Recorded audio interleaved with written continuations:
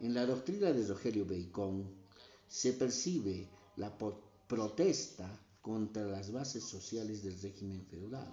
A la hora de criticar las costumbres de la época, Bacon no perdona ni al Papa. En respuesta a esa crítica, su doctrina es perseguida y condenada a una larga inclaustración en 1278 y esta culmina en 1292, de la que es liberado solo poco antes de fallecer. En la ciencia, en la lógica de la ciencia, es un innovador genuino que se adelanta notablemente a su época. En filosofía, además de quedar en muchos aspectos por detrás de sus ideas científicas, se rezaga en la filosofía de sus tiempos. Al igual que los viejos escolásticos, para la filosofía tiene por misión la única: defender las verdades de la religión. Sus concepciones sobre el conocer ofrecen una mezcla entre mística y teología. Rogelio Bacon sentó un nuevo entender crítico de la escolástica y un nuevo entender de la ciencia. Rogelio Bacon, en sus acusaciones contra los maestros de la alta escolástica, hace hincapié en los siguientes aspectos. A los escolásticos les falta el conocimiento de la lengua, griego y árabe, en que escribieron los grandes filósofos del pasado, Aristóteles, Averroes y Avicena, quienes además eran paganos, como Tomás de Aquino. Pudo escribir gruesos libros sobre Aristóteles sin poder siquiera entender el griego. Los escolásticos tenían conocimiento insuficiente de las matemáticas, que para Bacon eran la base de todas las ciencias. Es una crítica al método. El método escolástico consistía en intentar resolver todas las cuestiones invocando a la autoridad, la Biblia, Aristóteles, los padres de la Iglesia, y haciendo deducciones lógicas a partir de estas. Frente a ello, Bacon planteaba la exigencia de volver a la experiencia inmediata.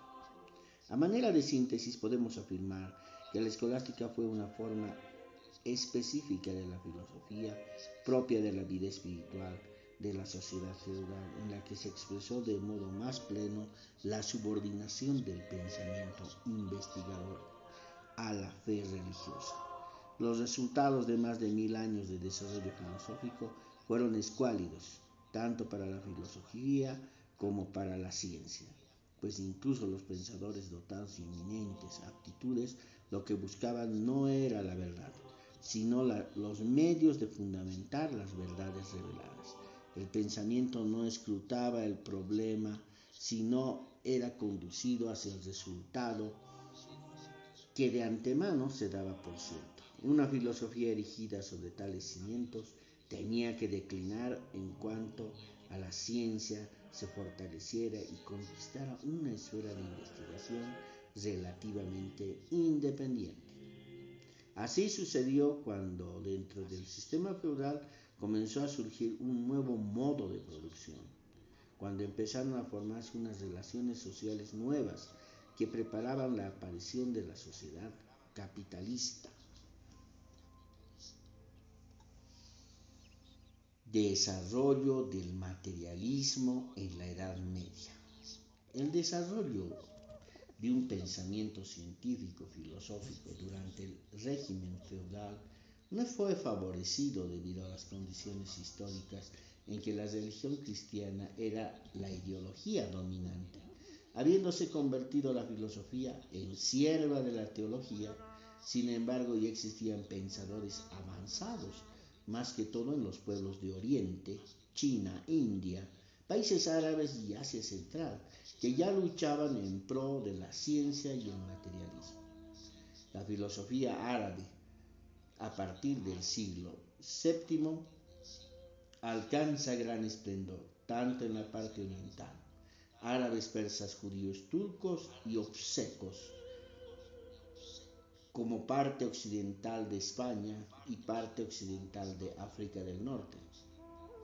Todo con el desarrollo de las relaciones feudales en Arabia, dando nacimiento a una nueva religión, el Islam, como lo conocemos, islamismo, A consecuencia de las conquistas árabes, se forma un extenso plurinacional imperio teocrático, que lo van a denominar el califato, que permite a los árabes una situación privilegiada, alcanzando un nivel de filosofía sustentado en el pensamiento griego, especialmente en Aristóteles.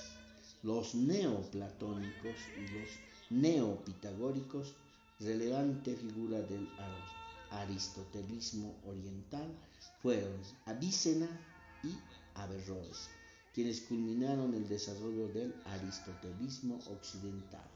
Desde el punto de vista filosófico, Avicena y el filósofo del siglo XII, Averroes, no eran conocidos en el occidente antes de que se hubiera redescubierto y estudiado los textos de Platón y Aristóteles. Las traducciones del árabe de los textos de Avicena y Averroes permitieron este descubrimiento en los principios del siglo XII, lo cual preparó el terreno para el Renacimiento europeo y su retorno a la antigüedad. Avicena y Averroes fueron una fuente de inspiración intelectual para Santo Tomás de Aquino, quien en sus últimos años se puso a la interpretación que habían hecho Aristóteles de ambos sabios. Ibn Sina, más conocido como Avicena, nace en 988 y desaparece en 1037. Se destacaba como el pensador más eminente y original del Asia Central. En sus obras se atribuye una gran importancia al estudio de la naturaleza. Asumiendo una actitud dualista, considera que la sustancia material y la sustancia espiritual constituyen el principio del todo el ser. Tanto Dios como el mundo son eternos, aunque éste emana de la divinidad no por voluntad divina, sino por una rigurosa necesidad. La ciencia de la naturaleza estudia los cuerpos sensibles, los mismos que existen fuera de nosotros en movimiento y en cambio. No puede haber un conocimiento alguno sin experiencia sensible. En otras palabras, nosotros no podemos tener conocimiento de algo sin haber tenido previamente práctica o experiencia o acción para hablar de ello. En sus palabras, de Avicena dice: como precursor de la ciencia moderna, en muchos aspectos, no contempla división alguna entre los distintos ámbitos del saber, entre el hombre de la ciencia y el homo politicus, entre la ciencia y la ética, ni entre la ciencia y el medio ambiente. Estas divisiones fueron inventadas por el pensamiento europeo y moderno, y son probablemente la raíz de los problemas éticos actuales. Ahora vamos a leer sobre Averroes. Bueno, Averroes nació en 1126 y murió en 1298. Nació en Córdoba, que resume la historia del pensamiento filosófico árabe de la época feudal. En sus comentarios, Aristóteles desarrolla la fundamental tesis materialista del Estagirita.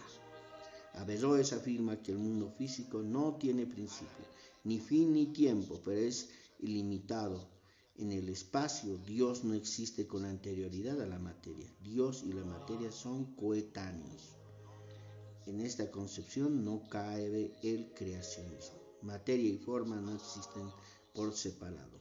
Solo mentalmente se puede dividir. Además, la materia es la fuente universal y eterna del movimiento. El movimiento es eterno y continuo, pues cada nuevo movimiento es resultante del anterior. La influencia de Averroes en el desarrollo posterior de la filosofía escolástica fue decisiva, porque puso en peligro la hegemonía de la religión al enarbolar la lucha de la autonomía de la razón por la independencia del conocimiento racional respecto a las creencias religiosas. Saber y creer son cosas distintas, cada una de ellas tiene su propio camino.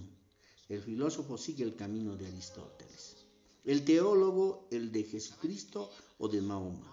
Para el filósofo la prioridad es la razón, es una ley. Sus contemporáneos decían que Aristóteles explicaba la naturaleza y que Averroes explicaba a Aristóteles, pero Averroes no solo explicó la doctrina peripatética, sino la reelaboró. La lucha entre el realismo y el nominalismo. Durante la Edad Media, en la época occidental, pese a la filosofía escolástica dominante, la lucha entre el materialismo y el idealismo prosigue en las enconadas disputas entre nominalistas y realistas. En estas disputas, aquellas posiciones nominalistas con cierta orientación materialista, que las palabras de los nombres divergían de las realistas que afirmaban que los universales, y en los términos de la lógica, los conceptos generales tienen existencia real fuera de nuestra mente. Posiciones realistas respecto de los universales. De los siglos IX al XIII, los escolásticos fueron en su mayoría realistas. En el siglo IX destaca entre ellos el irlandés Juan Escouto de Erigena. Todo lo que en el mundo sensible parece material, la realidad de la expresión espiritual de la naturaleza, los estados corporales no son ilusiones, el mundo es la jerarquía de la sustancia de Dios, al que ninguna noción ni término pueden hacer inteligir. En el siglo XI descuella entre los realistas que se llamará después San Anselmo. 1033 nació y 1109 murió. Del norte de Italia, para él las ideas, los conceptos de bondad, verdad, justicia existen en cuanto a tales de modo real y fuera de las acciones buenas, al margen de los distintos conceptos verídicos y de distintos actos justos. Además de la defensa del realismo exagerado, Anselmo intentó la demostración racional del dogma de la existencia de Dios, afirmando que de la noción del ser absolutamente perfecto que está en nuestro entendimiento se desprende con necesidad lógica que Dios existe. En el siglo XII, Pedro Abelardo, de 1079 y muere en 1142, admitía la realidad de los conceptos o ideas generales en la mente de Dios y afirmaba que son modelos por los cuales Él crea las cosas. Representantes del nominalismo. El escolástico Berenguer de Tours, el año 1000 nació y el año 1088 desaparece, admite como real lo que nuestros órganos sensoriales perciben y negaba la existencia de los conceptos genéricos ideales. En una actitud herética concluía que el rito eclesiástico de la comunión del hombre prueba pan y vino y no el cuerpo y la sangre del Señor, como enseña de la Iglesia. Si el cuerpo de Cristo hubiera sido del tamaño de una enorme torre, ya habría sido comido hace tiempo sin dejar resto. El nominalista Juan Rossellino de Covigliene, de 1050 a 1112, negaba la realidad de los universales y consideraba que el concepto general es como el nombre y nada más, y que solo lo singular lo ha percibido por los sentidos. Tiene una existencia real. Bueno, hemos hecho un repaso prácticamente de todo lo que ha significado pasar por dos etapas. Tenemos la etapa importante de Santo Tomás de Aquino, por la que inéditamente luego vemos que ellos comienzan a conocer a estos filósofos que luego darían lugar al islamismo, que son Avicenna y Averroes, y son la contraparte de que ellos ya prácticamente se están alejando de esa teología para comenzar una filosofía materialista. Son los caminos de la filosofía que a través del tiempo nos van enseñando este proceso de maduración, este proceso que tiene un inicio, un procedimiento, un comienzo y luego llegan a una culminación y luego tiene que pasar a otra etapa. Hasta la próxima.